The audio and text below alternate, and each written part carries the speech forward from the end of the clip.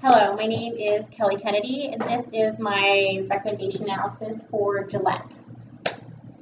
So the executive summary would be that the CSR plan, Ending Toxic Masculinity, being implemented by Gillette, the focus on internal and external factors, the strengths, the weaknesses, the opportunities, and the potential threats, and my recommendations for the implementation. Gillette has always prided itself in providing high-quality American-made products at a fair market price. The Best Man Can Be campaign began in 1989 to 2019, and it was successful. The goal changed, though, and it was twofold: to prevent a market share loss caused by cheap imitations such as the Dollar Shave Club, and to advocate a more progressive social justice path reflecting a new CSR.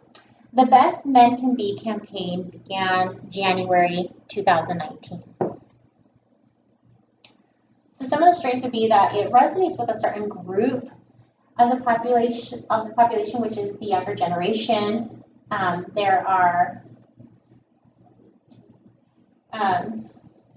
is a built-in support, as you can see, as well as an increase in the market share. Also, there is the CSR, the weaknesses that the CSR that is controversial is guaranteed to isolate a large group of the population, which was about 50% of isolating the target audience, which was the males and mothers with sons. There's also the generational gap who's absorbing this message being advertised, which is between the 18 and 34 years old. Also, the doubling down on the message to reinforce the support and the opposition, which is isolating at least 50% of the population, which is 160 million men. A successful CSR plan is like much like a PR campaign. They have countless opportunities. There is the increased brand awareness, increased market share, and a successful implementation also allows the company to spread the desired message and impacting the wanted change in society. So Gillette has traditionally focused on the male consumer. So this new CSR, they want to increase the brand awareness, but from within their female populace. Spreading the message through a non-traditional channels of media. So this is including strong base of external support from the academic community. This is from advocates from Harvard, Wharton Business School, USC, and other schools. They advocated strongly for the changes of Gillette within the classrooms and their periodicals. Some of the threats with this can be that the company with a policy with an external threat is there's the backlash can range from the media relations, consumer feedback, or messages from the competitors attempting to drive a counter message to the target audience, such as the potential backlash from consumers in terms of boycotts.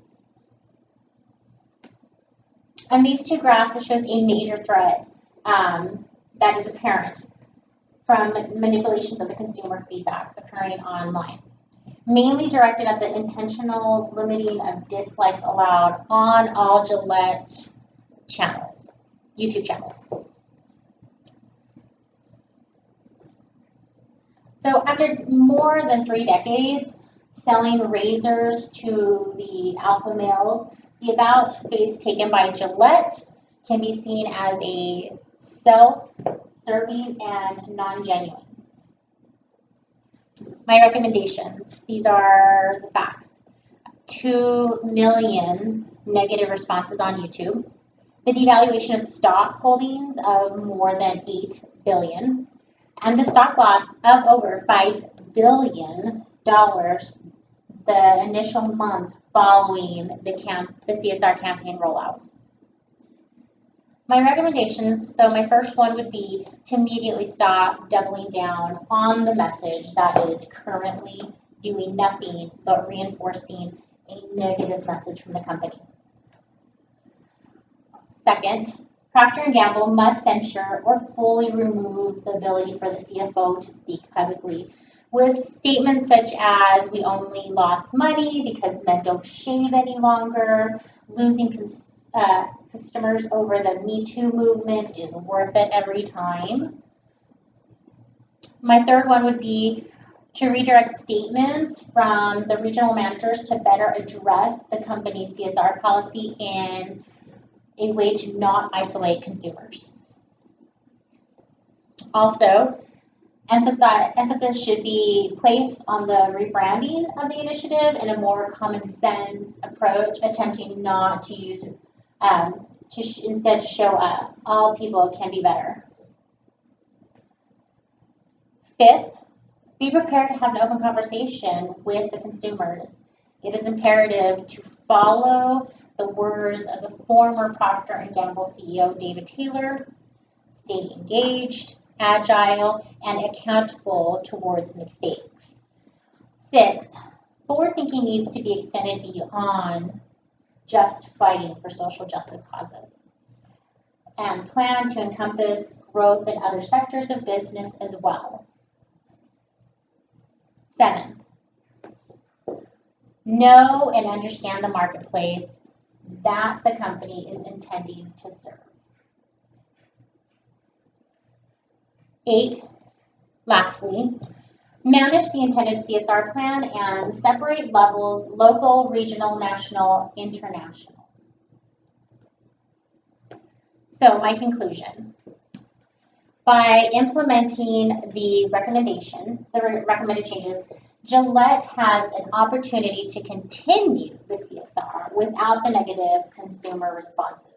Gillette has a chance to reshape and redirect the conversation towards the end goal, ending toxic masculinity, rather than getting bogged down in the current discussion.